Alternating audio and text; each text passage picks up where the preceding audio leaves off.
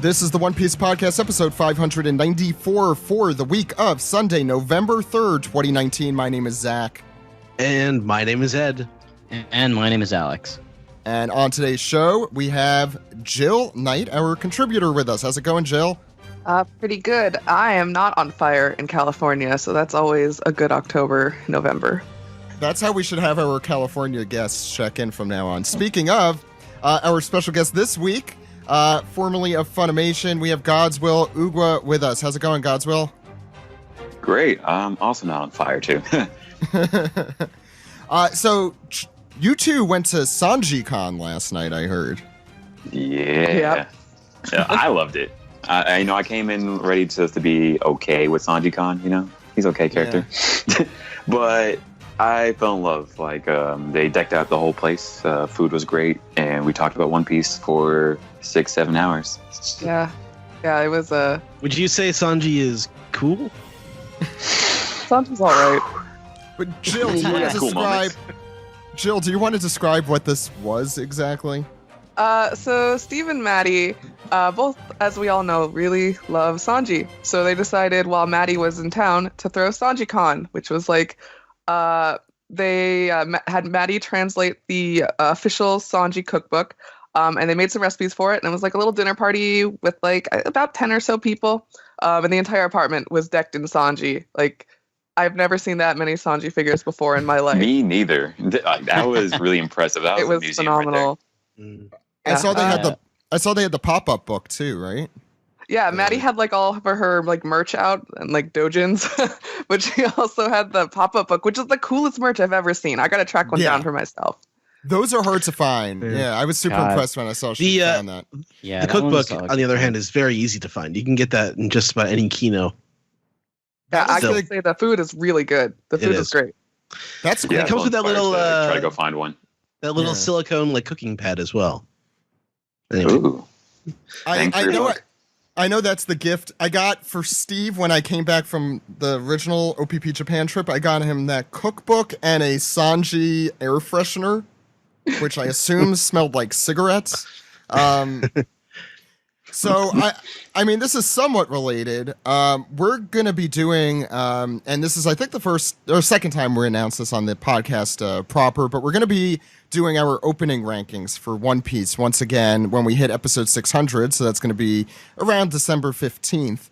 And in preparation for that, I decided, because I'm crazy, that I'm going to do a Twitter tournament for all of those openings. And so far, just to let you guys know, Bon Voyage beat Crazy Rainbow.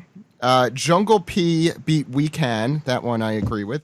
I agree with, I guess, I don't know. That first one's tough. Kokoro no Chizu beat Hands Up.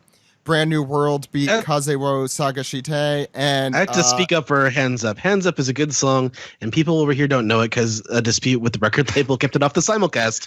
And it's a good song. It's actually one of the better musically. It's one of the better post time skip songs. I can agree with that, but I think Kokoro no Chizu is top tier. I'm not saying it should. Definitely. I'm not saying it should have won. I'm saying I voted for it. Yeah, it's Hands Up is really sleepy. I'll talk about it when we get to that. I'm not a huge fan.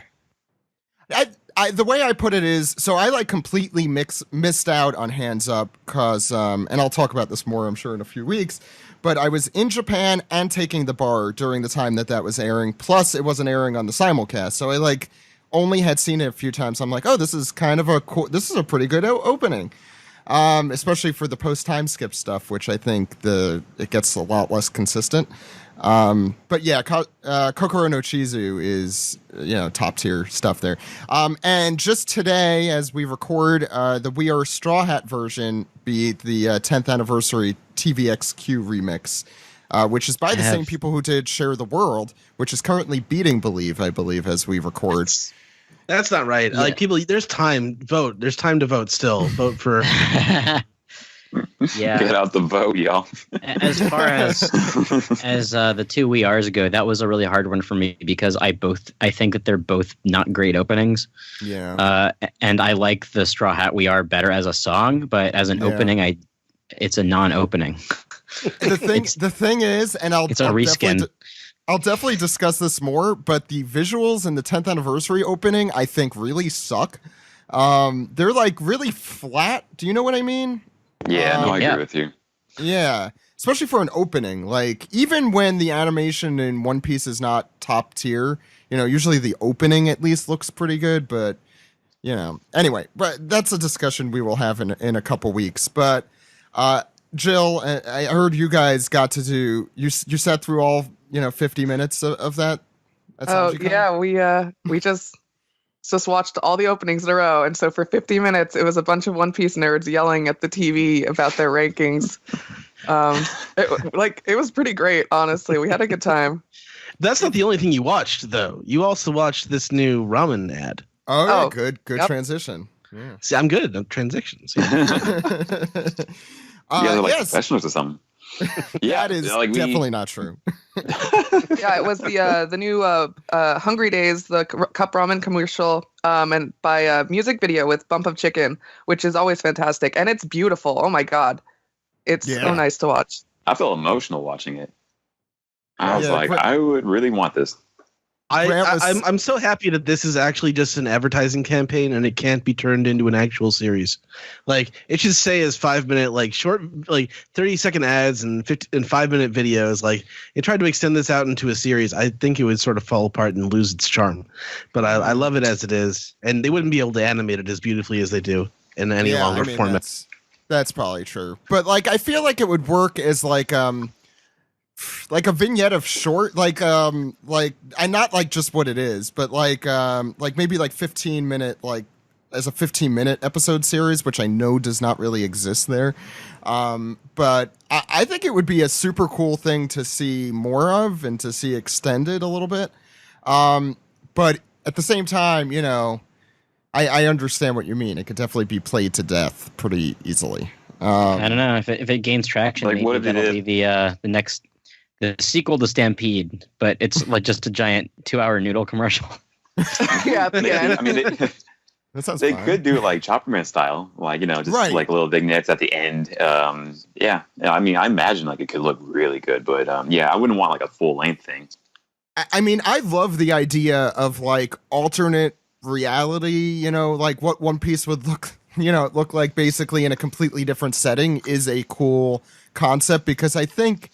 It kind of, and I think there's a reason it made a lot of people emotional, is because a lot of these themes are just so universal.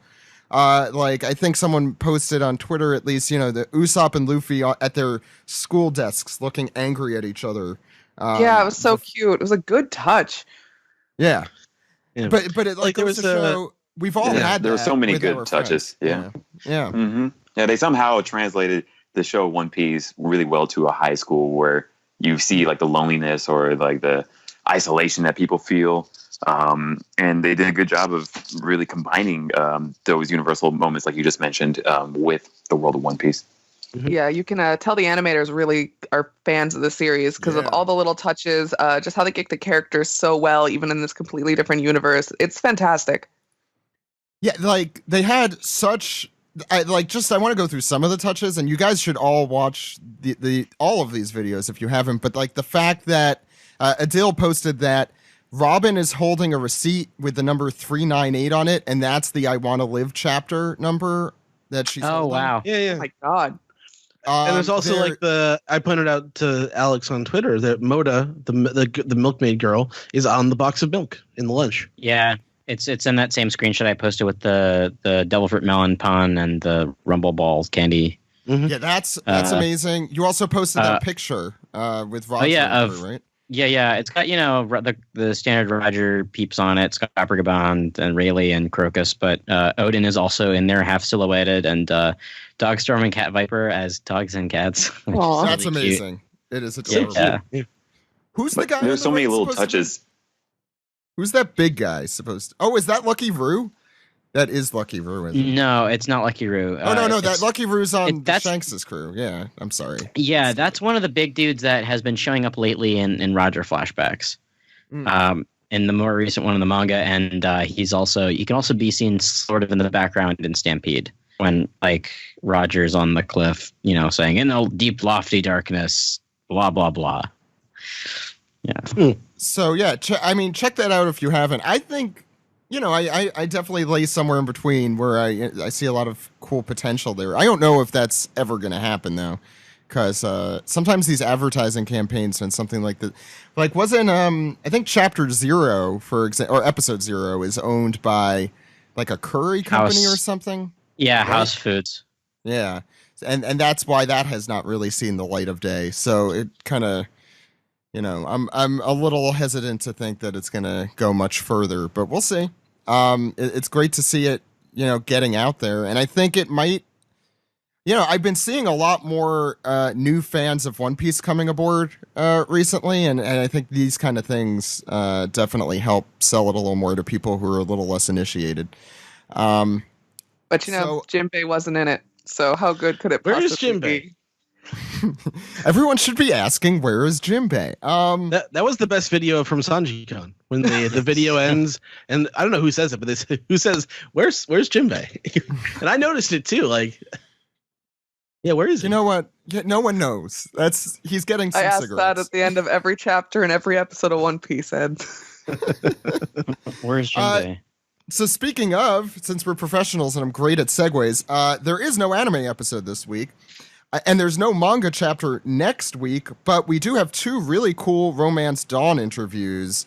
One with Mike Toole and the other one with David Brothers.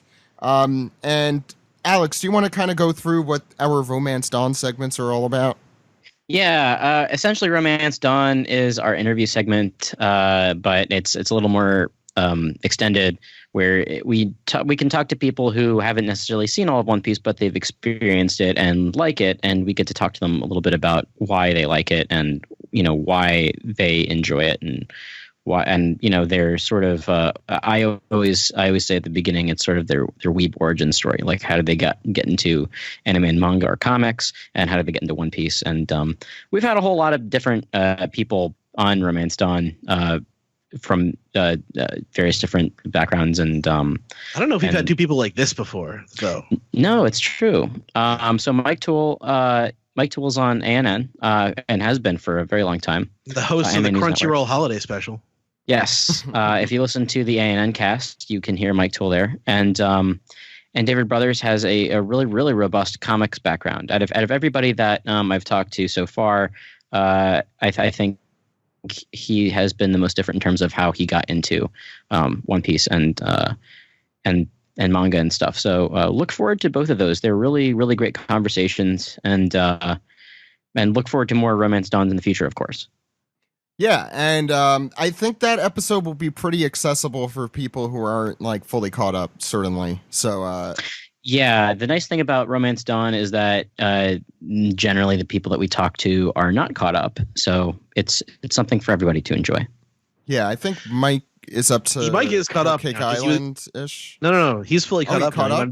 He wanted to catch up because he wanted to go see Stampede. So I think he was tweeting about being fully caught up now, and like, how is this going to work week to week now that I've caught up? Oh, really? I missed that. Yeah. Okay, we'll have him on soon on the regular show then, hopefully. And I know David is he was right before or right after Dressrosa, something like that, I think is where we left off. But yeah, check that out. That's next week instead of in lieu of the manga chapter, which will be back the week after next. But speaking of manga, let's talk about chapter 961. Let's do that. Flashback time.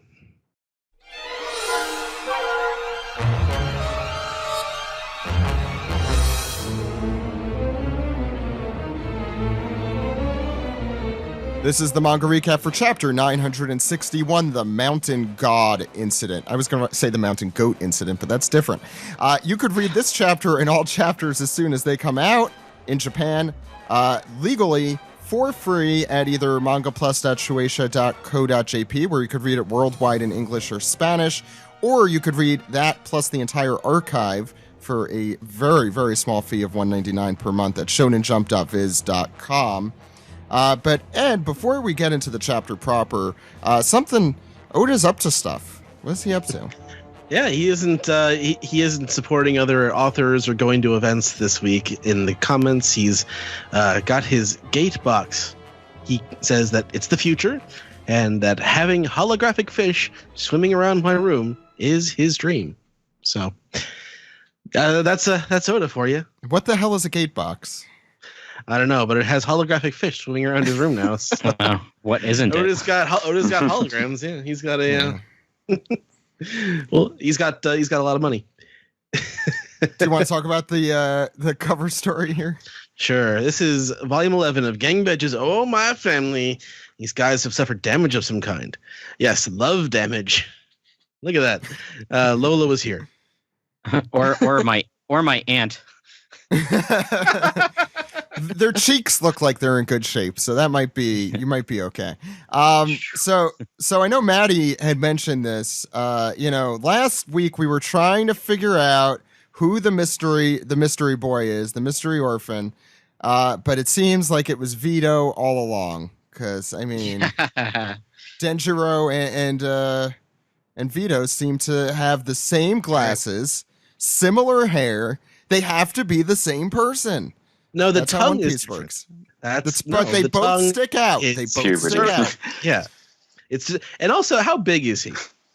Oh yeah, his hands. It's the hands. It's the thing. Because Vito has gigantic hands. Well, and also look at the guys running away in the background.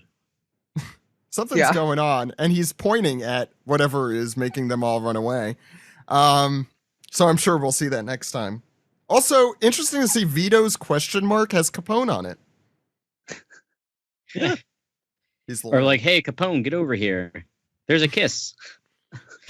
Everybody's dying of poison kisses. It's like, what's going on? Any thoughts on this page? I like that at one point she just missed completely and hit his torso. Like, it was just too many kisses. Yeah, missed. I did not have the same shot. Yeah, that's the liver right there, soft spot. Is it just me, or do all of these guys look the same? I was thinking that too. Yeah, they all look the same. I mean, maybe they're brothers. Maybe they're all family. Yeah. Yeah, 7 brides for 7 brothers. Only need one bride, man. Come on. 1 bride for 7 brothers. Whoa, now. She can. Anyway, so we start off back in Odin's flashback as the boar mountain god is running, making havoc in the capital, and people are running around, and Kinemon is like, he's really going to wreck the entire capital just for this little piglet. And as it snorts adorably, hey, pipe down, you oinker. It's a good, it's a good one, Steven. All right. Yeah.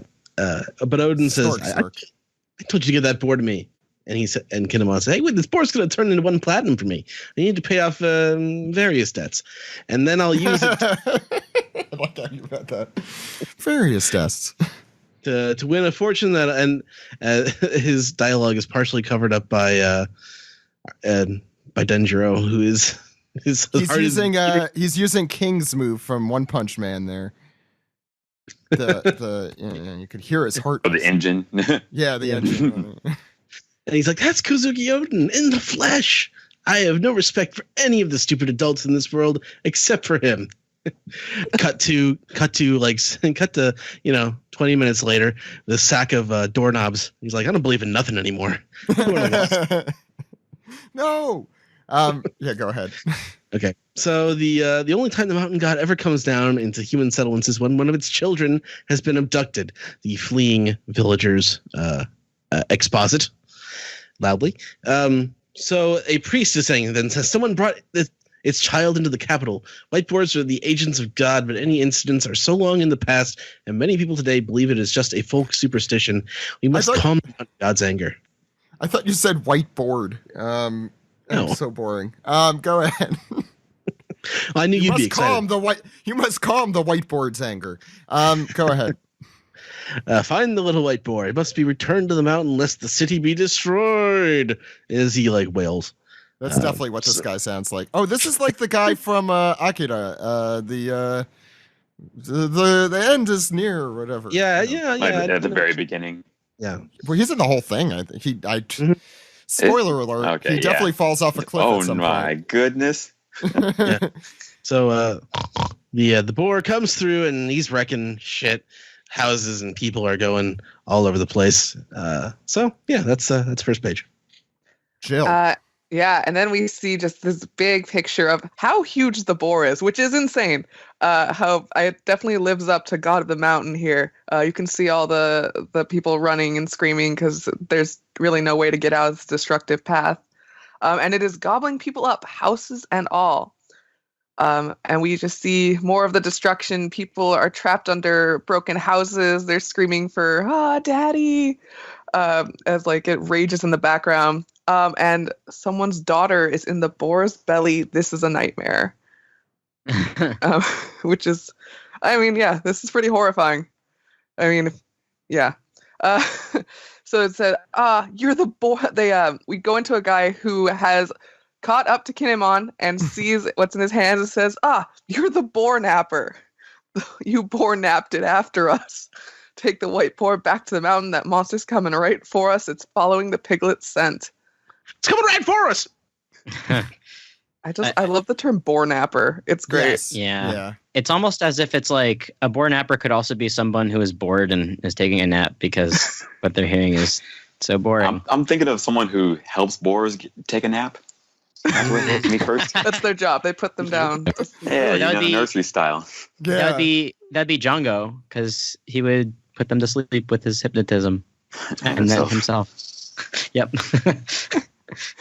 And they said, we never thought this would actually happen. My two buddies had the set of the boar on their clothes, and the mountain god ate them.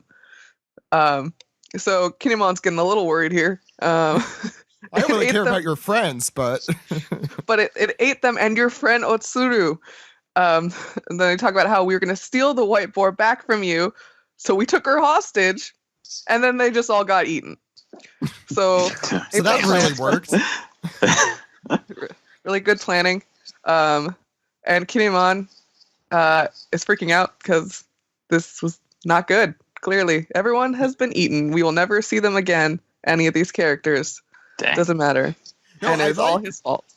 Yeah, I like how the original boar napper is like, yeah, it's your fault that you stole the thing that we stole from us, and that's why your girl got eaten. It's your fault. Yep. After we kidnapped her. We kidnapped her. I mean, we kidnapped. Yes, okay, that part might be our fault, but we wouldn't have kidnapped her if you didn't, steal a pig from us. God's will. If we did something wrong, it's not our fault. It's your fault. And if we did, then it wasn't that bad. Stop whining about it. Man, people with their backwards logic, right? Yeah. So first panel, the baby boars drops Piglet, looking super cute, even as he's going down. So cute. The dramatic drop of the baby piglet. He's or just boar. like, I love it. And like I want the best for this Piglet. I'm not wanting to get hurt. That monster is coming right for us. It's following the Piglet's scent. And then you have Odin just looking stoic. This is bad, but chill out. And then here it comes. And then bakum as it knocks over a lot of buildings and houses. Everyone's running out the way, but not our boy Kinemon.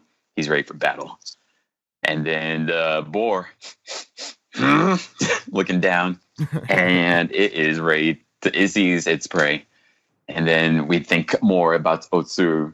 He stole from you again? I'm so sorry. I'll pay the full value right now. Get a job, Keen. If you keep getting chased around by Yakuza, you're going to die one day. That's fine. Who's going to miss a guy like me? And then Kinemon's about to go charge. Give Suru back. More flashbacks. Ow, don't hit me with rocks. And we have Suru looking pretty cute. Looking at, trying to get him in line, so that way things like this don't happen. Boar is like, let's go. And then Kinemon stabs the boar right in the snout, I guess. I'm not sure how you jump so high to get up for there with one hit. But he stabs the sword shunk and trying to dig it deep. And the boar is trying to knock him off. Bakum! And everyone's running for safety. Oh my God, what's going on? And that's it. On the next page, we see blood dripping from the boar, it looks like, as Kinemon is, geshunked straight into the side of this boar, right near the eye. And he is kabammed straight away from him. And we got the preacher guy I'm guessing some Shinto kind of thing going on here. Yeah, saying that's definitely Hold'em, right? No, What? Like look at him when he's first introduced. That dude is Hold'em. I Like- mean, sure. I just assumed all of the people who were on the Animal Kingdom pirates or the Beast pirates, whatever you want to call them, came with Kaido. Like, were not pre-existing in Wano. But I'm just saying, that was just look- yeah. I'm just saying, same face, same lips, same eyes, like same nose.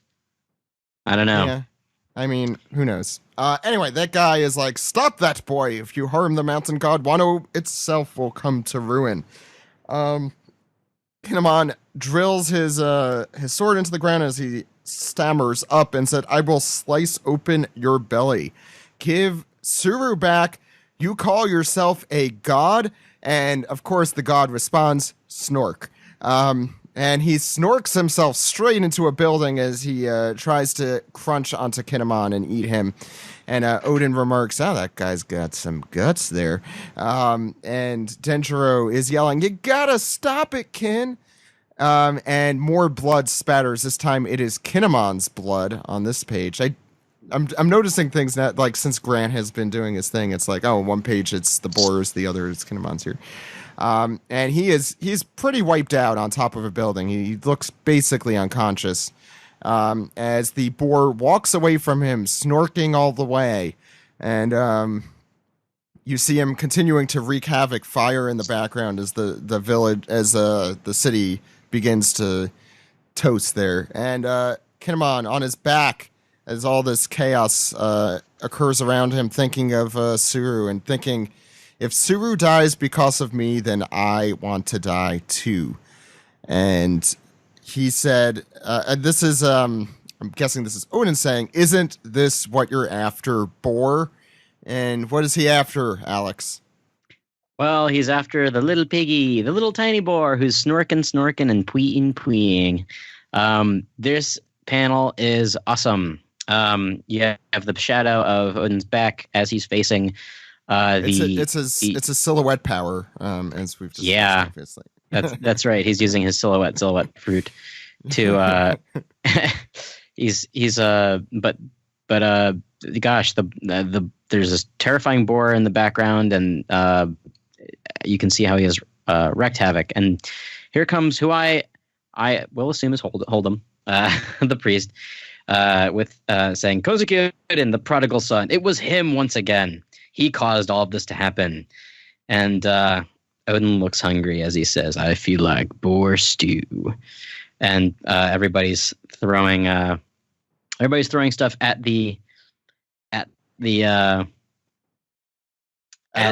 Odin. Yeah. Saying, oh, give me back my mother. How can you do such awful things? I want my daughter back. Hey, save it for the stand. Save her the stand, Tom Jane. He just wants his kids back. No, it wasn't him, says Kinemon. It's my fault. As he's laying there bloody, and the dual pages are cut diagonally by a terrifying snork. As the boar begins to charge our protagonist Odin, and Odin starts preparing a special move. And he goes into a formation that looks similar to a Zoro two-sword style pose. Odin two-sword style. The little baby boar pwees away. The bigger one starts charging, and with a gurg, Odin prepares to cut Snorky McSnorkerson in half. And as we turn over to the next page, that is exactly what he does. He unleashes his special move, Paradise Waterfall, and slices the pig right in half from his jaw horizontally, breaking teeth as he goes, which is That's brutal. super painful. But hey, this is what better way to free people from the belly of a giant. You can see the silhouette of a building in the middle. Yeah. Of what? Oh wow. in the middle of the board, you can see the silhouette of a building. Oh wow, yeah, it's a big old boar, and the townsfolk are stymied by this, and we get a really sweet, badass shot of Odin's face, and Denjiro's got his tongue out, and the sparkles. He's very impressed, and Kinemon is completely beside himself as well. And then you see Boss Hyogoro say, very impressive. Let's go, boys. So letting him and the boar both off the hook. And from down the road, we see a giant crash, and there's some demolished buildings right over there. What happens next, Godswell? They said the people and buildings swallowed whole by the beast made it full-size town on their own. The capital lost an entire quarter of its size, but there were miraculously no fatalities. And everyone's hugging their families, people who probably got eaten or, came out of the boar's gut. I'm not sure. But everyone's happy. Oh, Keen. Kinemon's holding Tsuru, and he's silent beside himself with a bloody head. And then people are thinking about Odin. Odin sure looked cool. I should thank him, but I can't. It's his fault that this happened. He's the bad guy. I almost screamed because it was so awesome. And then Kinemon, everyone listen to me. I'll tell you what happened here. And everyone's like, what? Bang. And then we get a big gunk as Odin decks Kinemon on the head. Don't do anything stupid. And then we go back to the retainer to his father. It pains me to have to give this to you now, of all moments. Wow, something disowned, eh? Banished from the capital. Odin's beside himself. He's like, whatever, not a big deal. A laughable move, Shogun. All this means is that you know the flower capital itself is unable to contain my greatness. Disown away. And I shall cross to a new riverbank. Wherever the sun sets, that shall be my bed. I'm hungry now. He doesn't really care. Looking like the manliest man, not like an 18-year-old, like 42 or something like that. I don't know. Looking really cool. JoJo 18-year-old, as we've discussed. Yeah. Yeah. Mm-hmm. I was like, damn, I wish I would look like that now. And he's walking away with his clocks, and everyone's like stupefied on what's going on. And the Mountain God incident happened when Odin was just 18 years old. Oda's just drilling that one home. It's like, remember, this kid is 18. He's 18. He's just a man. Luffy's 19. I mean, come on. All right. Okay. So on the next page, we see Tsuru, and she's like, "Are you crying?" He's like, "I'm not crying. Listen to me, Tsuru. I would die for that man. How are you? How is this not crying? How is it not crying?" Anyway, Denjiro says, "Agreed," and I guess that's Kinemon saying, "Hey, wait up, Denjiro. I was infatuated with him first. No, I'm infatuated more. I'll be his first follower." Having a little. And that's how Odin's groupies came to be.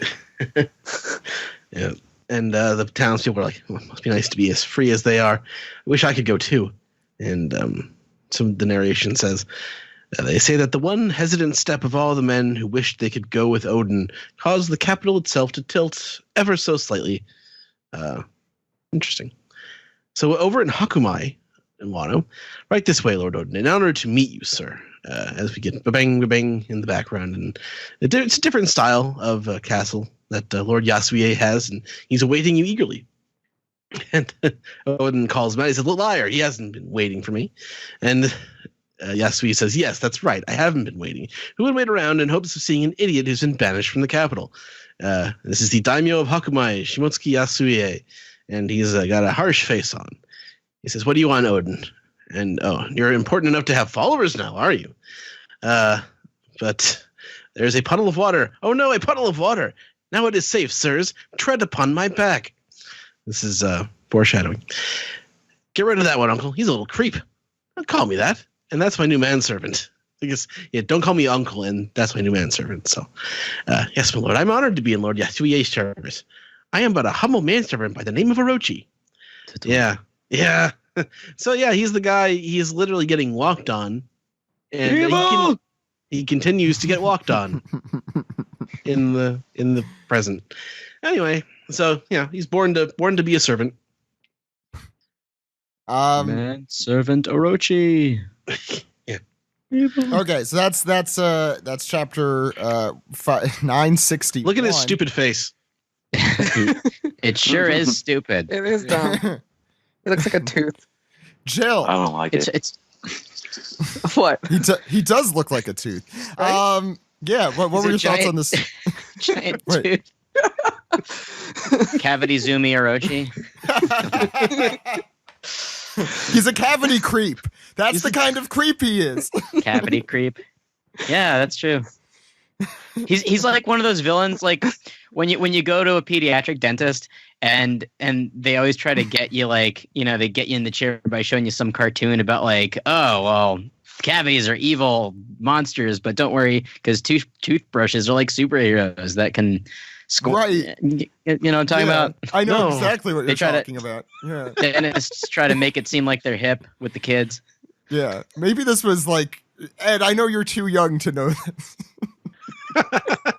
I'm laughing because we're the same age. Chill. What were your thoughts on this fight against gingivitis? I thought this chapter was really fun. A lot of the pages were just super dynamic. The art was great. Every bit of Odin we get is so he's being pretty much told as a folktale. Especially that one line where it's like, oh, they all took the one step and tilted the capital. It's so like these are tales. Like, it doesn't feel like a flashback. It feels like a tale that someone is telling about this man who's greater than life, Kozuki Odin, which is great. I love that style of this. I love Kinemon's I would die for that man. Like, it's great. I'm really enjoying this so far. I'm super excited for this flashback, seeing where he goes now that he's banished from the flower capital and seeing how he gets to the point where we know it is in the future. I'm just having a lot of fun with it. And Denjiro is great. I love Denjiro. So I'm excited to see that more. God's Will. Yeah, I really enjoyed this episode. Last week I was okay with it. I was like, I want to see more.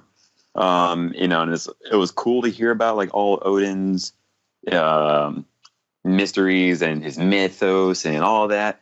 But now we actually got to see it in person.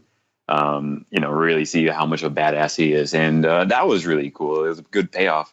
And I honestly, a lot felt like it happened, but it didn't feel like it took too much time. So it was like a nice pace for this whole chapter.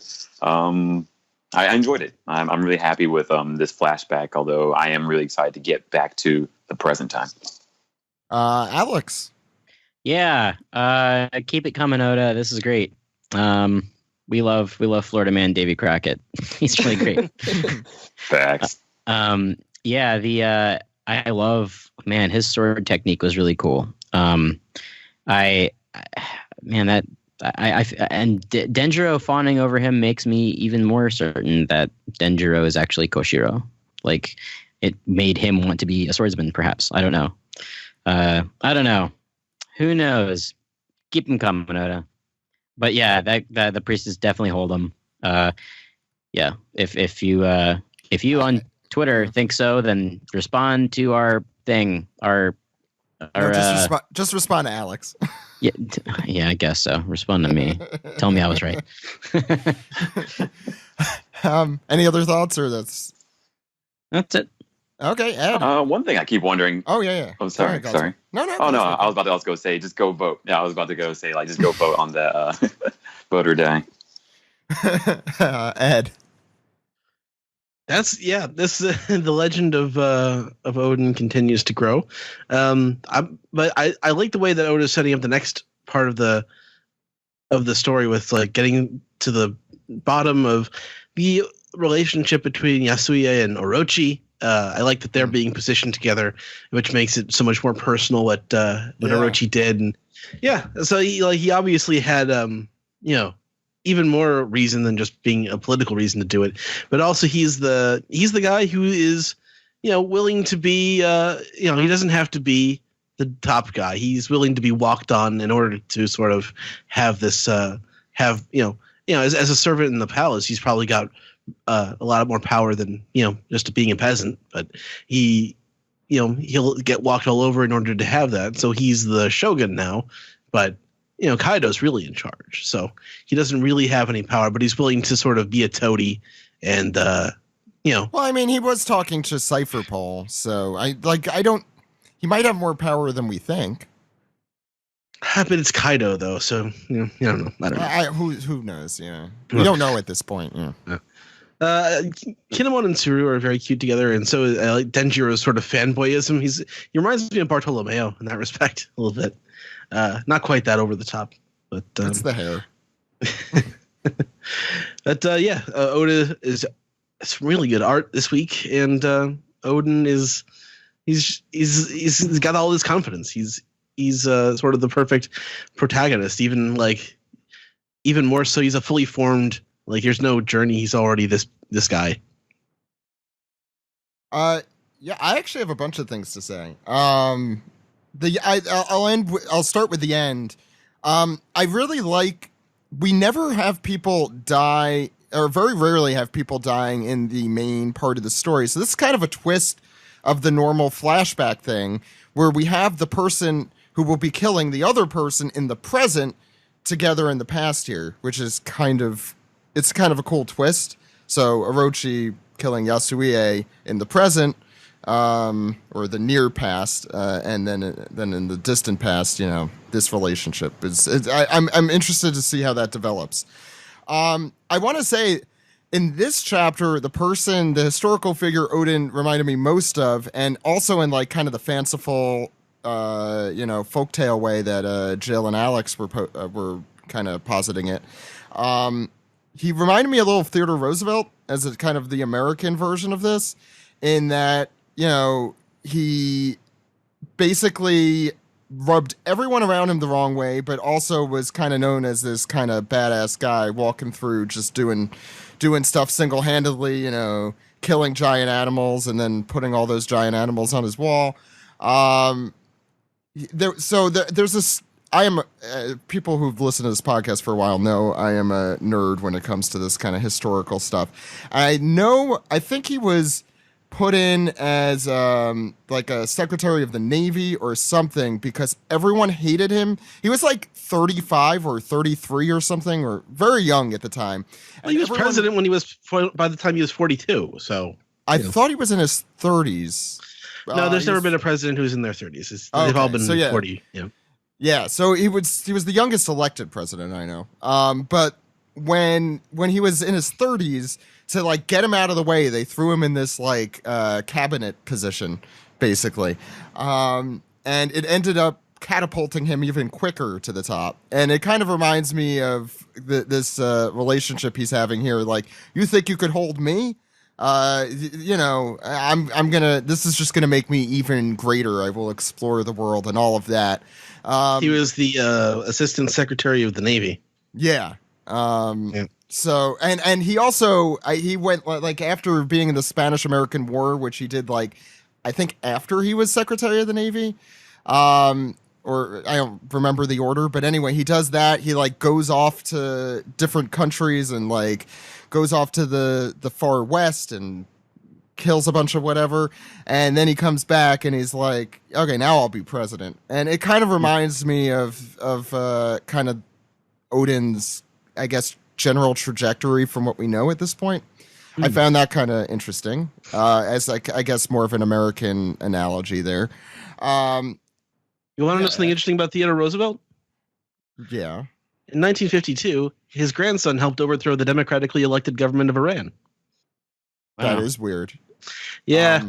There's a lot of shitty stuff in American history. Yeah, I think we're living it. And one last thing.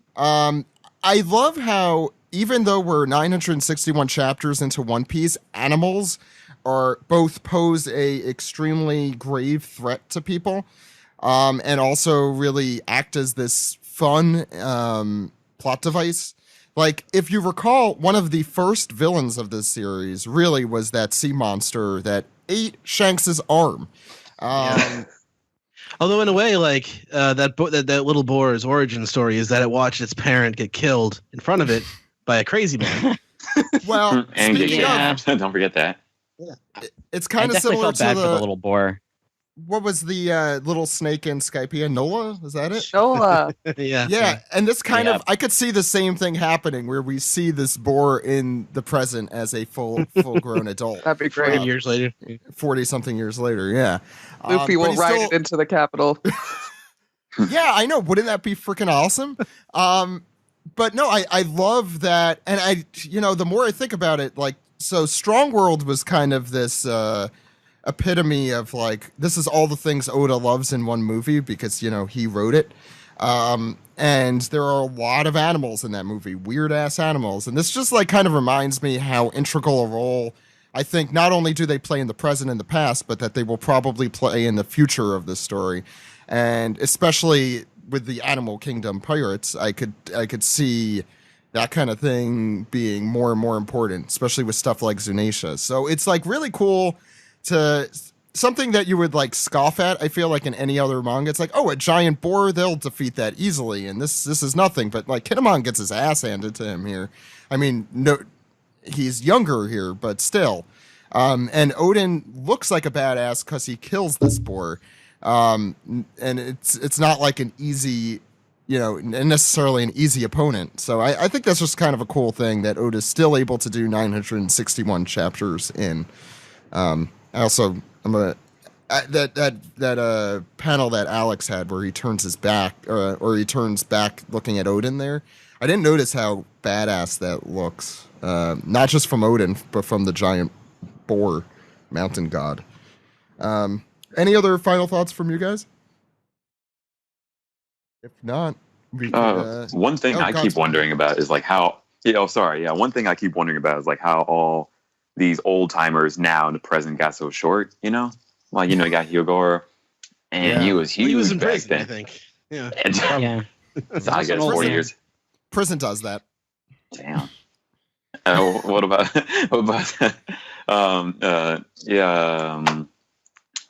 boss guy at the end, Yasue, yeah. Like he looks like he's pretty big here at the end, and isn't he like a shrimp at the end? It's not clear. He's also sitting down, so it's not like True. 100% clear. He also had a huge head, so that makes True. it harder to determine because his head looks big. That's true. Orochi was always kind of short, and he's also a little kid here, it looks like. So Yeah. compared, I mean, not a little kid, but a younger man. Younger man. Yeah. Yeah. Okay. Well, I'm interested to see like if he's just like a short guy or if just like old people just get really small for some reason. I'm more curious to see what the hell happened to Suru's face. How did it turn from Nami to like a? She doesn't look ukiyo-e exactly like kinda- Nami. I'm being somewhat facetious. Like looking from an Oda archetypical female kind of drawing to a ukiyo-e style Suru that she is today. Any other thoughts? No? Cool. Let's move on.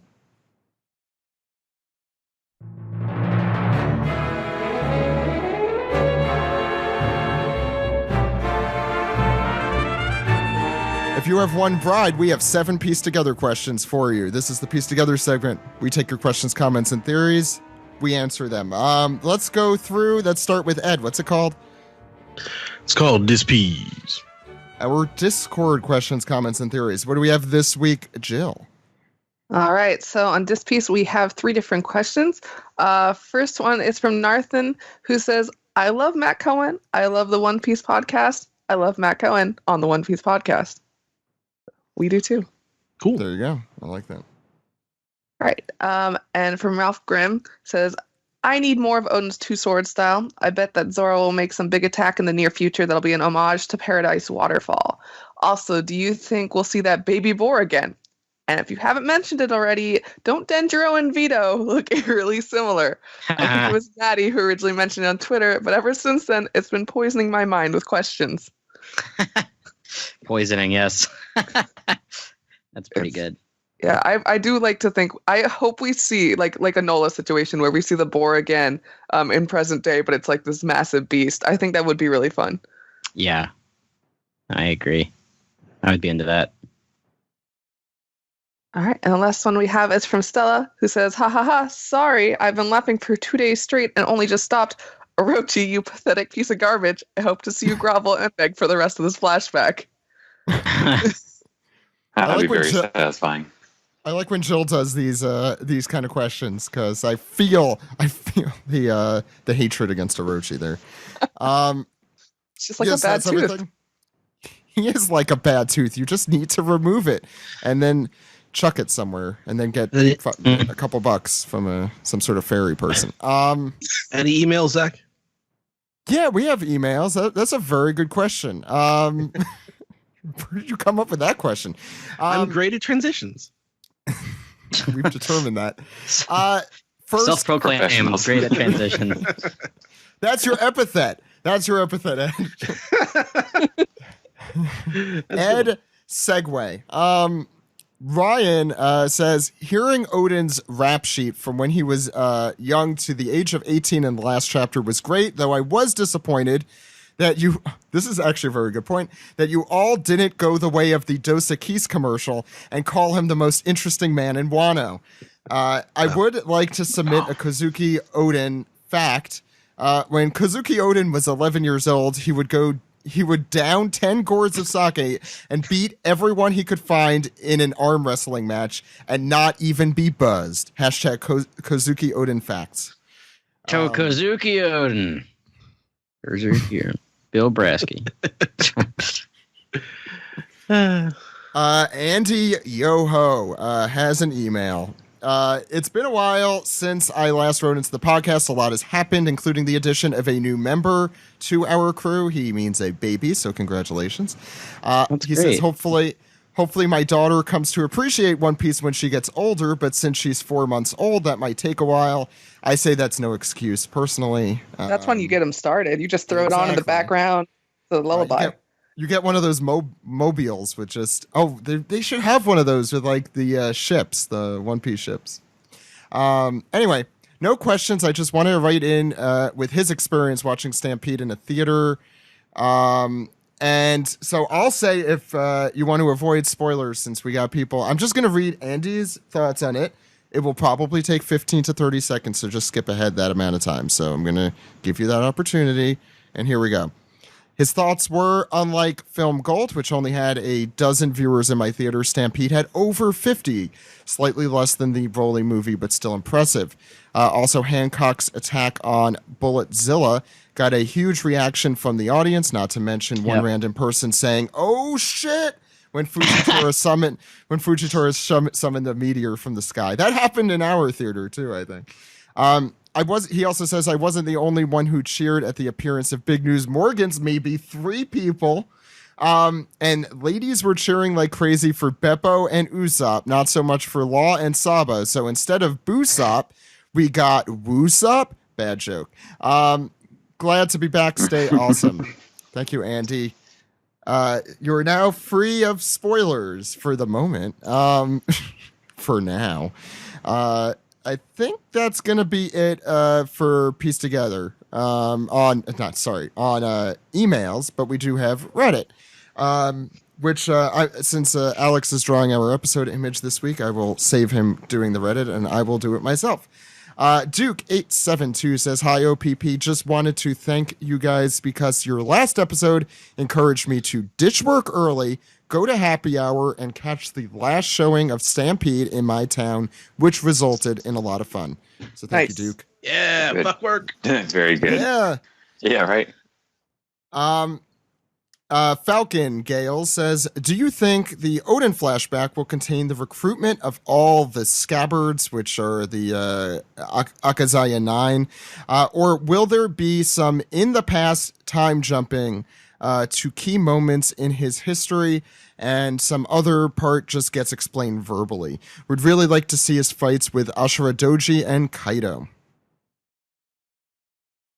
So I guess, how do you... Yeah, I mean, I think they're going to show some of it, but I don't know if they need to show all of it. Raizo. Wait, do we need to see that? Didn't Odin die in part because it was Kaido invading Wano and destroying everything? I don't know if they fought 1-on-1. If that's Good question. Yeah, I'm not sure. David Bednar is coming on the show on December the 1st, I believe. Mentioned something like, I think the One Piece wiki and I guess the Scanlations have, instead of 4 emperors, it has Yonko. Instead of the 7 warlords, it has Shishibukai. And instead of the Akazaya 9, it has the red scabbards, the 9 red scabbards, which is so backward. I don't get it. I agree with David. Like, it makes no sense at all. Like, the one thing that's set in kind of Japan, that's when you give them Japanese names. But the other things, okay, whatever. Gator231 says, "Hey guys, what do you guys think of the okay, so I'm going to say more Stampede spoilers, skip ahead 15 to 30 seconds here. Hey guys, what do you guys think of the Supernova fight against Bullet being replicated in the upcoming fight against Kaido and Big Mom?" I mean, there's not too much of a spoiler there unless you want to discuss it. I mean, those clips are on YouTube of that fight. So. Yeah. I think I saw that one before. There's some of this I saw. I mean, the thing is, this is just like, you can't really spoil the plot of this movie since we got a lot of comments last week about it. I feel like I could explain this whole movie to you and you could still really enjoy it because it's all fights. But yeah, me. I mean, I had people with me who had never seen it before and they were just entertained. So like, it's I've watched a movie with people who haven't seen One Piece, and this movie actually inspired them to actually start reading and watching the franchise. So this actually came up, I feel like, before, but how do you feel basically how do you feel like the fight with Kaido is going to go now that, a kind of similar brawn versus a lot of strong other people came up with Bullet? Mm-hmm. Yeah. No one here? I mean, I don't want that same thing to happen, but I do want to see a big team up. I think that'd be pretty sweet. Absolutely. Yeah, I agree with that. Yeah. Yeah, I'm sort of not expecting them to take him down. Like, I sort of like how they did like with Big Mom and had to run away. Well, I feel like they have to. This has been a 4-arc journey. 4-arc journey just to culminate in defeating Kaido. We already ran away from Big Mom once. We got to eventually take down an emperor, and this feels like the time. Absolutely. I wonder if it will be them, though. It's like I sort of doubt. I think, at least for me, like I just sort of don't think that they have like what it takes to take down Kaido. At least with just what they have at the moment. Maybe Navy will get involved or something. Like I do doubt like their strength to do it. But it's really good, like looking at this retrospectively, that we went through Whole Cake Island and didn't defeat Big Mom, because it makes you kind of question how every arc thereafter can end. It's like, oh, we could actually go through an arc and not defeat the main big bad, which is so different from all the previous arcs in One Piece. Yeah, or just even shonen in general. Like, I mean, how often do they ever just leave a bad guy, without taking care of the bad guy one way or another? Yeah, I'm like trying to think of an example where that's happened, and I can't.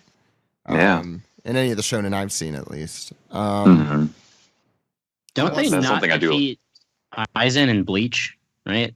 I mean, they eventually do. No, they kind of do, sort of. I don't know. Yeah. But also, I mean, that's the whole show. Aizen is the whole freaking show for Bleach. Like, until the Nazis show up. What? I missed that. That's true. That's the last arc. The Nazi. It's the Germans. Are they Nazis? I thought they were just Germans. I mean, they're the Germans. They're so scary. The Germans. I had to stop at that point. Yeah, no, I skimmed those. Like, I don't like. It was getting too weird and confusing, and it's like, okay, I get it, but. Yeah. On the other hand, I bought the first 3 seasons of Bleach on DVD used for like $7 a pop, and it was worth it. The anime is great. I mean, it ends where the manga should have ended. Yeah, I think the anime actually did. That's the thing. There's like this contingent of Bleach fans who are like, "Bring it back." I'm like, no, it ended at the better place. Yeah, I don't want to see the rest like animated because I don't care about any of it. It doesn't make sense. It's all just garbage. It is, and Kubo was kind of. That's a whole other thing. Yeah, he's tired. Yeah, it's the other Simpsons joke. Star Trek 12, so very tired. You can go design characters for video games. Yeah, the anime really looks beautiful, and those first few seasons, especially, I think are great, and the music, sound effects, like everything. What make Bleach great is not the plot. It's a very stylish looking series, and then it just goes off the deep end there. How did we get into that? Because but also it's like the fact that we haven't seen other shonen like where they run away from the bad guy or not try to like really engage or can't even defeat the bad guy and determined just to keep going. I guess that's the closest one, kind of like that. But that's the whole thing. Those, if you want to include the filler, all of those arcs kind of are one giant story leading up to the defeat of that big bad guy. It just takes a really long time. Here we kind of like just moved on.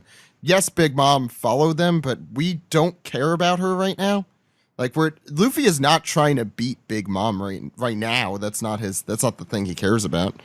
Anyway, I've been trying to defeat Kaido since Punk Hazard. It's exactly literally just all a journey up to this point. It has been. Azur Ash High says, "What are your thoughts on Orochi's humble beginnings? How much do you feel about him being Yasuie's servant? I guess, do you think it's a good thing, bad thing?" I mean, generally? It's obviously a bad thing. I mean, it's good for Orochi. He has very clearly made his way up in the world. It's a good role for him. He's still a servant. Yeah. He's kind of a servant now. I love the whole trope of like this like smarmy oh yes, I'll do anything you say, but like waiting just to stab you in the back and climb up the ladder. And we even still see that now with like him and Kaido. I'm sure he thinks he's gonna eventually get over Kaido too. So it's such a good dynamic. I'm excited for it. Yeah. No, I think it's cool to see. I think we're going to see the beginnings of most people that we've seen in Wano, which is why a cough, cough, cough. Hold'em is the first person in this chapter that we see who's got it. Yeah. No, I do want to say, I think Orochi is like a Spandam level of love to hate. Like he's a real piece of work, and so I really like the fact that this gives him more motivation. Like they're also treating him like crap, so you could kind of like understand. Like it's that one of those things. It's a reason. It's not an excuse for his bad behavior, but it gives reason for it. Well, I don't even see them treating him like crap. This dude did on his own. No one asked him to step on a puddle of water. Yeah, absolutely. Yeah. Although he is called a manservant, and that's not one of the term. Yeah, it's not a great term. Well, manservant. But what I'm saying is also, like, is it weird to say I think Orochi is kind of a better villain at this point than Kaido in this arc? Like when I say as a villain, I mean like I really want to see him go down even more than Kaido has done some bad shit, but. Well, Kaido's the muscle, obviously. Right. Orochi's a fun villain. We haven't really got to see a good boss. Yeah. Mm-hmm. Yeah. It's the Lucci. We haven't got to see Kaido so much. Yeah, we haven't. Just the one time where he blew up Odin's castle. Yeah. He did that. And also Orochi just took out some of our favorite people, like personally. He did. It's definitely the Spandam versus Lucci thing. Because Lucci is an asshole, but he really is just there to be Spandam's bodyguard for that whole arc, which is why a lot of people didn't love him as a villain. But this is a similar dynamic, I'd say. People, I think, love him today as a villain. I think he's grown grown a lot since that time, even. And he's definitely grown on me a lot more since that time. Nivers has our final Reddit question, and it is, at first, I was against the theory that Hiyori and... Oh, here we go. Jill, get ready. Hey. the crazy theory that Hiyori and Komodosaki were different people. But since Odin had a harem, maybe that theory is not as crazy as I thought. As I thought it was, and he could have had kids with other women. I thought that Toko was too young to be Yasuie's daughter, and maybe she's Odin's. I'm getting really confused here. No, that only works if like she was sent forward in time, like he says. But it doesn't make sense. Doesn't really work. That's what he was about to say. Who was sent forward in time to Yasuie, or maybe Kyoshiro was conceived in the harem, How's it pronounced? Whatever. And that's his connection to Hiyori. I'm not trying to make a bunch of crazy theories, but the harem does open up a can of worms. I think it might be he was really young with the harem. We're taking that too literally. Let's not think he was like 13, right? We don't see it here. I'm assuming like this is the best case scenario, I guess. But he was like 15 when that happened. It's very 15-year-old behavior. Joey posted the oolong thing from Dragon Ball, like the very early chapters of Dragon Ball, where they're basically just, hanging. They're taking advantage of him in that one. They're taking advantage of him. I don't think it's quite that, but I have a feeling they're also interested in him, but he doesn't really care. But there's no evidence one way or the other. He just doesn't seem to care about anyone else. I don't want to say besides himself, but besides his like goal. Like he has things he wants to do, and I don't think it's necessarily a bunch of women. But I might be wrong. He talks about how Wano's so stifling. He doesn't want anything to tie him down. Like you can tell that he just kind of wanders through life. He doesn't care. He's disowned. He's not really gonna get trapped into anything. Which is, I think, when we see Toki show up, it'll be really interesting. Yeah. I'm super interested in that. And there was definitely a lot of. Like how to even like it's a weird trope, the harem thing, I guess it used in that way, at the very least. So that's gonna do it for Reddit. Ed, it's time to Peace the tweet. It's a good one. It almost blew out my headphones. That was impressive. Yeah. Thank you. What do we got? All right, the first one comes from Mike Morris, who says, 2 chapters into this flashback, and I'm already loving it, honestly. Seeing Odin and a younger Kinemon is great. No wonder Orochi made Swiss cheese out of Yasuie if he was his servant, too. He has a grudge. Yeah. Mark Shoppy says, saw Stampede on Wednesday with my sister, who knows little to nothing about the series. To prepare her, I spent last week creating a presentation. Zach, you love this. Notes and a slideshow. Perfect. Lasted nearly 3 hours. It's like brand new. That's exactly. It was a 3-hour slideshow. Wow. Jesus Christ. Most of my information was utilized in the film. So, it's a cameo movie. Like, all these characters that you probably talked about appear in the movie. It kind of makes sense. It's the All-Star. We talked about it like years ago, like when they were conceiving of this. It's the All-Star movie. What's next? Sunny says, while pretty good, the Wano arc has been my least favorite in the series so far, but I'm really hoping the flashback changes my opinion on Wano. Has an arc's flashback ever changed your opinion on an arc as a whole? I really have to ask, is this the first one you're reading week to week? Because that's the only way I can see having Wano as your least favorite. Maybe I'm wrong. It's really dense, this arc. And that is, we have acknowledged that often. So like I could understand, especially compared to the last few arcs, which I wouldn't say have been very dense. Dressrosa has had its own thing, but it's not like it's not surrounded by lore like this one is. I could understand being turned off by that. Godswill, were we? Oh, sorry, Jill, and then Godswill. I was gonna say, as for the question, Skypiea is my favorite arc now. But when I was first reading it, I wasn't super invested, I guess. But then we got that flashback, which is one of my absolute favorite flashbacks of Calgara and Noland. And even though it's not like they're characters that are in the present day, it's not like it's any of the Straw Hats even have a connection with them. That flashback really made me absolutely love that arc, and it's my favorite now. So Zach and I have talked. Yeah. Zach and I have talked repeatedly about Fishman Island's flashback. I know we like that. Oh one. Yeah. I think that is definitely the highlight of that arc. Godswill, do you have one?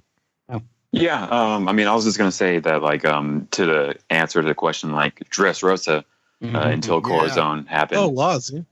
Yeah. Like I just was like holding on barely, and then that definitely got me.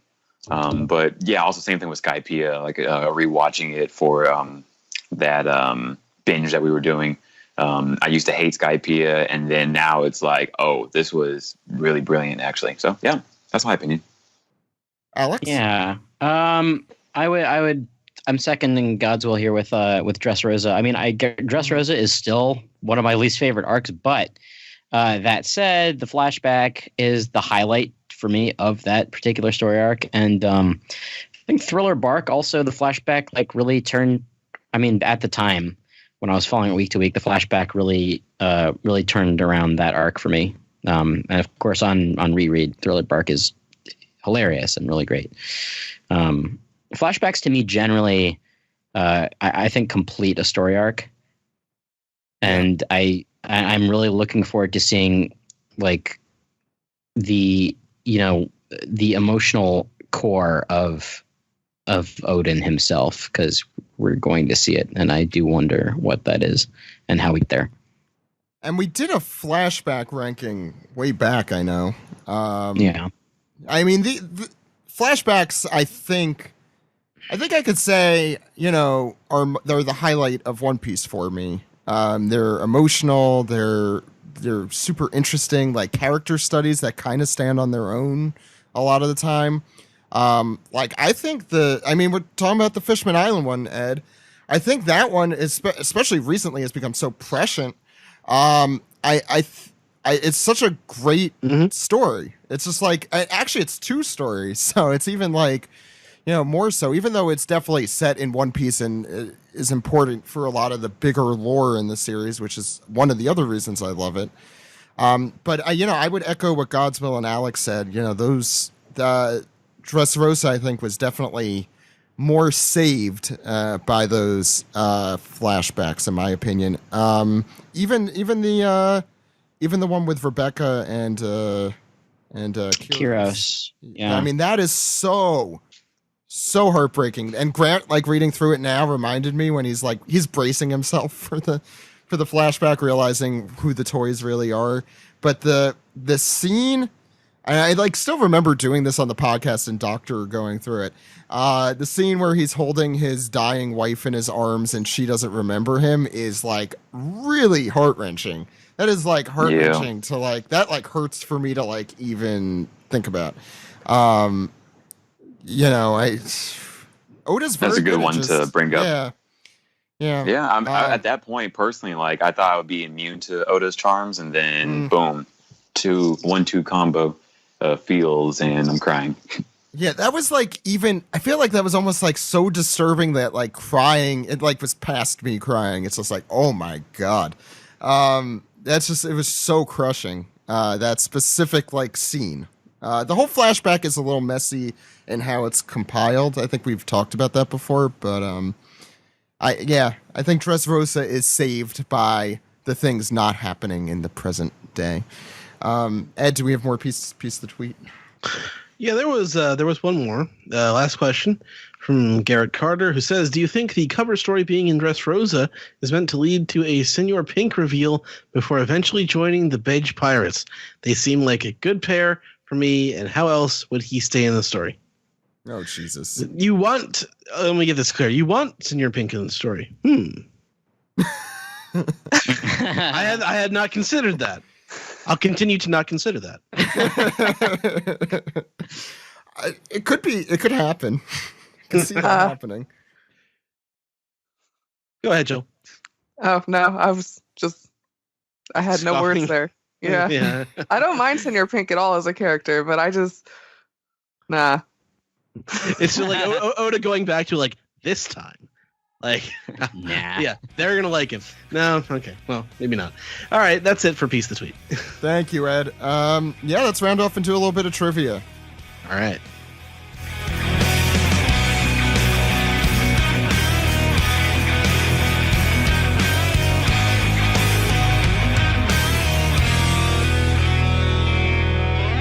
This has been episode 594 of the One Piece podcast for November 3rd, 2019. If you have not, please join us on Patreon at patreon.com/OnePiecePodcast, where every week we post alternate episode titles, including my notes, which I will be doing from now on. And we also have alternate episode images, which this week, thank you, Alex, so much for stepping in as Maddie and Steve are in Disneyland for some reason. But yeah, thanks, Alex. Yeah, no problem. Yeah, I'm really looking forward. You guys are going to be seeing this before we see the final version of this week's image. I'm looking forward to it. And also, if you haven't, Patreon has lots of cool things, including an exclusive show called Crewing Around, where we talk about nothing and anything in particular. We also have our entire archive. We have the exclusive audio and video from OPP10, which we'll be releasing more of soon, hopefully. We have all the images from our trip to Japan. We have the entire One Piece Podcast Goes to Japan documentary, extended episodes, exclusive episodes, extended episodes, all that stuff. That really just, subscribe. Before we round off and do our Stump One Piece Podcast trivia, let's go around and see where all the good people could contact you. Godswill, what are you up to? Where could people find you? So I just moved to California. I left Funimation. Now I'm in California working in Long Beach. And the group I'm with is called Power Level Productions, where our main project is we are doing an anime convention cruise in April. So we just announced that, and I'm excited for it. Haven't been on a cruise before, and especially not around just anime nerds. So we're going to see how that goes. But I'm still on Twitter, still on Facebook and Instagram. You can find me at Godzilla Ugwa Jr. On all those. And also I'm doing nerd-related events. I'm throwing just a lot of different parties. Just did My Hero Party. Plan to do quite a few things coming up. So stay tuned for that. Nice. Thanks, Godswill. Jill, where can people find you? You can find me at Pirates Unluck on Twitter. Pretty much the only thing I've got going on right now is I just recently finished my entire Watch Through One Piece, so I have a live tweet thread up from that. And now I got to figure out what else I decide to marathon after that end taking. Do it again. Gundam. I mean, I can start episode 1. We watched the 4Kids dub at SanjiCon yesterday. That was so brilliant. Clearly, what I got to go for Is next. brilliant the word you're looking for there, Godswill? Yeah, absolutely not, actually. Alex, where can people find you? Find me on Twitter at Dude Exclamation. Listen to the other podcast I do, Toho Yaro, with Joey and Scott. Sorry about our release schedule, but life gets in the way, and we all have really wacky schedules. So, be like Jeff Goldblum. Life finds a way. Yes, it will find a way. Don't worry. Thank you, Alex. And it's amazing how many amazing, talented artists we have on this show. And like Alex is he does improv and he does art, and so it's always and podcasting and all of that. So I always forget how many things he's good at. So thank you for doing the image this week. No problem. You're a great wingman, Zach. Thank you. Ed, how could the good people find us? You're Zach_Logan on Twitter. I'm Edward E. One Piece. I'm also at Weeb Trailers. Check that out. OnePiecePodcast.com is the website. One Piece Podcast, at gmail.com is our email address. One Piece Podcast is the Skype name. YouTube.com, Facebook.com, and Twitter.com/One Piece Podcast. Subscribe on Spotify. Subscribe on Google Play. Subscribe on Apple. Subscribe on SoundCloud. Subscribe, rate, and review on Apple Podcasts, or call us on our phone number, Zach. And that phone number is 347-497 Maji. That phone number again is 347-497-6254. Call anytime. Anytime. With your questions, comments, theories, or brushing tips. So we got some trivia for you guys. Godswill, I don't know if you're aware, we are doing our Stump One Piece podcast trivia, which means that people wrote in with their trivia, and they have to stump us. And if they do stump us, they have a chance to win the One Piece Color Wall Compendium from Viz, as well as many other cool One Piece stuff. So we got to test our One Piece trivia. Let's see. We're all working together here, except for me. Okay, good. Okay, I was like, I hope I'm not the one who's everything's lying on. I'm like, I'll do my best. So let's start. Some of the questions we did. We're going to continue from where we left off last week. And this one comes from, you could either call him Hyperbolabully or Herperburler. And his question is, how many chapter covers have been requested by Noda Skywalker? Ooh, wow. This is a good one. Oh, geez. Yes. Do we have to to get it exactly, or do we? Yeah. So all of you work together and come up with a final answer for me. Just say a number. No, I think we should just have everyone give their own guess. Okay, individual numbers then. Okay, so I mean, we're still not going to get it. That's true. God's will. Pick a number. 69. Sorry. Nice. 2. Hey, maybe. Jill. I don't. It's so weird because every time you see the cover page, you're like, oh, Noda Skywalker. But God, how many were there? That's a good question. And I am trusting them on getting it right. So, for example, we found out that indeed there was a fry stuck to Virgo's head, even though that was not listed specifically. There were other things we got wrong still, though, wasn't there? We didn't get them all still, but that was from White Bear Beppo, so he's still in the running, but he forgot the fry. Yeah, go ahead. I would say 8. Alex.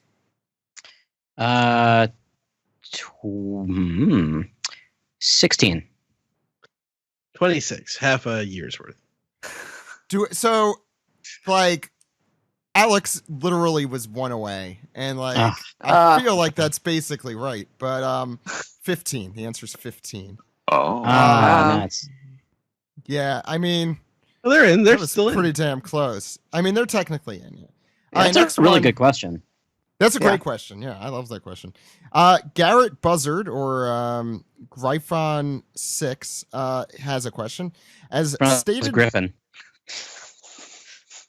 Oh my God, you're I'm just saying. I never seen it spelt like that. I should read more. As stated by Professor Clover in chapter 392, my favorite one, how old was the Ohara Tree of Knowledge, approximately here, before it was burnt down? I'm assuming it was approximately. Wait, who gets to answer this one? We'll do the same thing. I think that's fair. I'll say it's a number question, so if it's a number one, everyone should get a shot. Ed, I'll say 900 years. Godspell.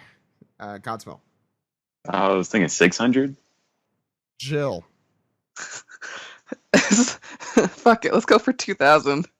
Ooh, Alex. How old is it? Was that the question?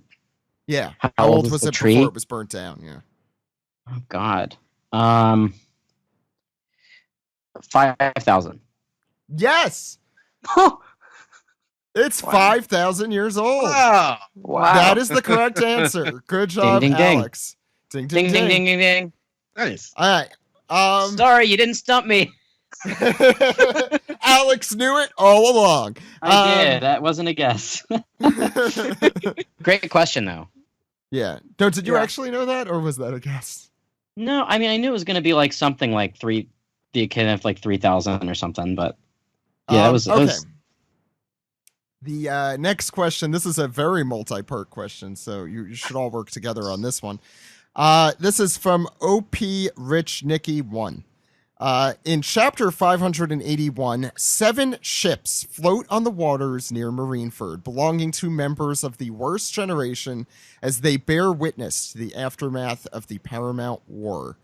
What are the names of these ships? The names of the ships? The names of the ships. Jeez. Oh, I don't know any of those Supernova ship names. Yeah. Which ships are these? Oh wait, no, I know one. The the Nostra worst Costello. generation. That's the one I know. Worst generation. 7. Which one? The Nostra Costello. All right, so you got one. What's Law's submarine called? But it wasn't. He wasn't there. Yeah. He was He heading wasn't to there at Marineford. the time. Oh yeah. He was heading to Marineford. Oh, okay. Damn. Oh. You are correct about that. I don't know. Yeah, I don't know any of the. Yeah. I have no clue. I know what they look like now because of Stampede, but God, I don't know their names. I like Aruja's ship. I don't know what it's called though. They all have great names. Holy Monk or something like that. I don't know. Kid's got a pretty sweet ship too. Holy Roller. It's just a. I like that one. It should be called the Holy Roller. You are right. So you want me just to go through them? Or? Yeah, so if we will just make up names for all of them, right? You should make up names for all of them. I mean, actually, let's just go ahead and do that now. Yeah, right. Yeah, go for it. Make up names. All right, so who all was there? Like it's like Scratchman. Okay, I'll tell you each of them. You're gonna make up a name for them, and then I'll tell you the right answer. Got it? Okay, that's how we'll do this. I think that's more fun than playing it. Okay, Diaz Drake. What is the name of the Drake Pirates ship? Jurassic. I'm never gonna get the right answer. That was a good one. Jurassic Bark, but it's spelled like with a Q-U-E, like a boat. Or B-A-R-C. So the correct answer is the Liberal Hind. So close. I'm going to get into this hind now. Got shoot down with the I stinger. mean, actually, that makes sense. That makes sense because the Golden Hind was Francis Drake's ship. So I knew that. But why liberal though? Yeah. Why liberal, though?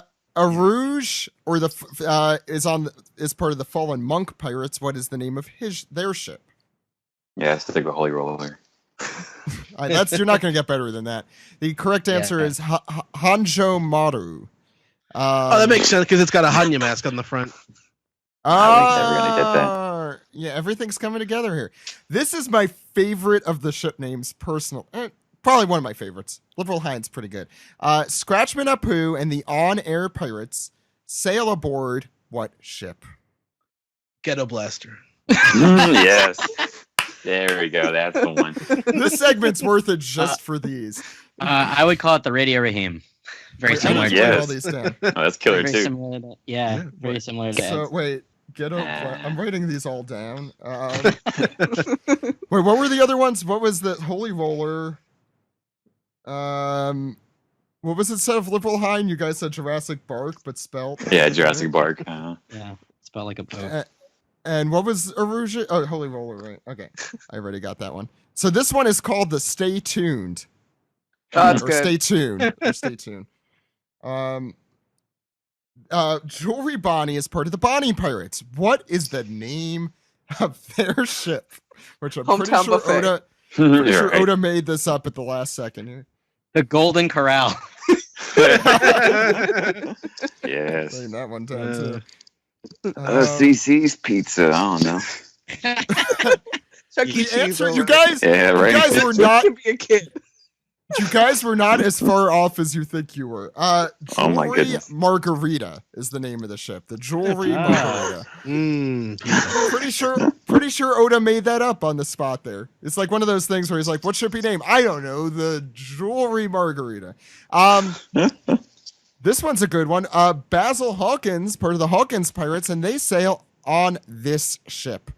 Straw Man. I don't know. Scarecrow. 52 pickup. Ray Bolger. He played Scarecrow in The Wizard of Oz. The correct answer here, the Grudge Dolph. The Grudge Dolph, like Dolph Lundgren? Yep. That's what I was thinking. Like Lundgren. The last one, Eustace Kid and the Kid Pirates. They ride on this ship. Jurassic Park 2. Got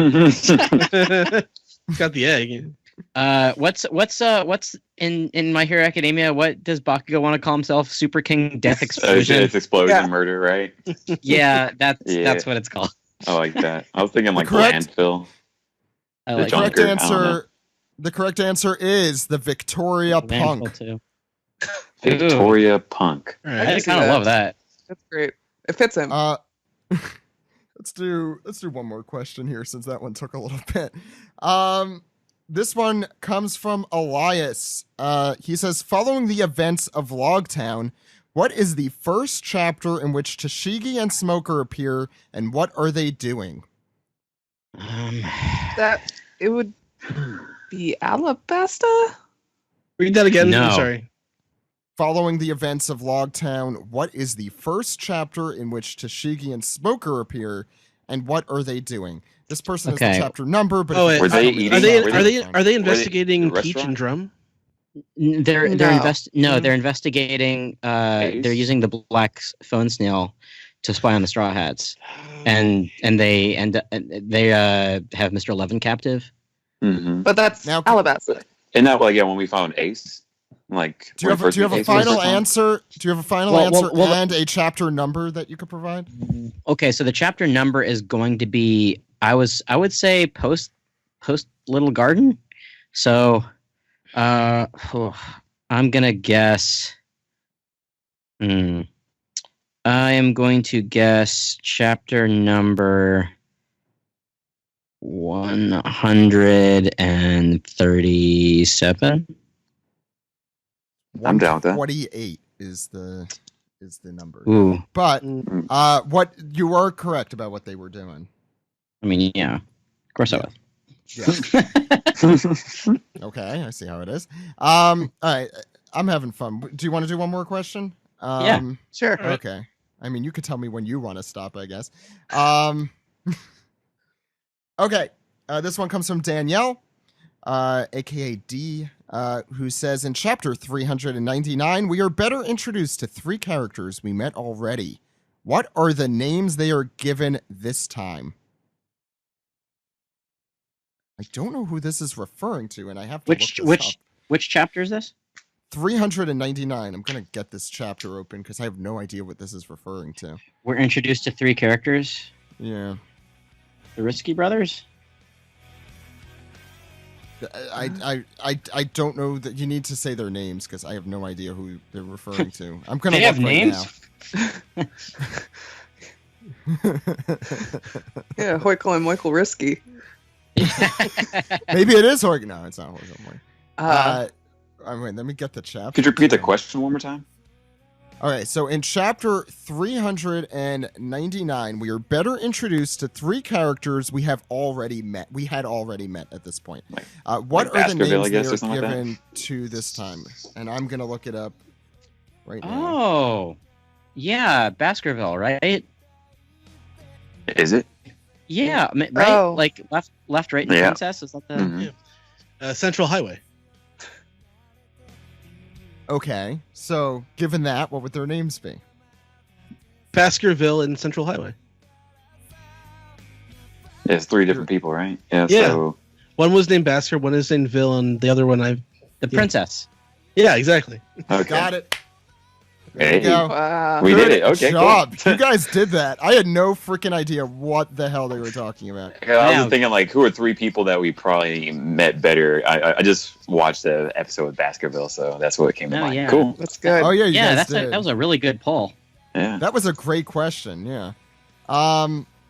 Okay. I guess that'll do it for this week. Yeah, we're gonna continue reading these. We got a lot. Some of these are very long questions, though. And just so to say, it takes a little bit of submissions time. are closed, I think, right? Submissions are closed, but we got like a slew of them the last day, so I have a lot to still put in here. And all the Twitter ones don't have answers, so I also have to find all of those. So you get to put me to work too, so it's fine. So that's gonna do it for the One Piece podcast. Next week we are back with Mike Toole and David Brothers for a very special episode. I also just released the full schedule for the rest of the year. Here are some cool guests we have coming up. We have Rogers Base coming up on the 17th of November. We have our Kuja cast. Jill, you're one of our hosts for that. That's along right. It's going to be exciting. Our all-female. Our all-female One Piece episode of podcast. the One Piece podcast. Yeah, it's gonna be Kelly, gonna be Jill, Maddie, the 2 hosts of the My Hero Academia podcast, and also Joe will all be on for that. We'll finally get to show off all the amazing female-oriented talent we have here. We also have Dan Bednar on our December 1st episode. Paula. I'm sorry, David. What did I say, Daniel? You said Dan. Sorry about that, David. Paula will be on our December 8th episode, and returning after a really long time since Whole Cake Island, he's our very own Jinbei. Casey/Manofsky article is joining us on December 15th. I don't know if he's joining us for our opening rankings, but we also have that on our 600th episode, so look forward to that. But for the One Piece podcast, everyone, my name is Zach. My name is Ed. And my name is Alex. We'll see you next week, everyone. Goodbye. Bye-bye. Goodbye. Oh my god, that image is fantastic. It's horrifying. I love it. It's so good. Wow. Yeah, that too I came to love go. that horror. Yeah, it did.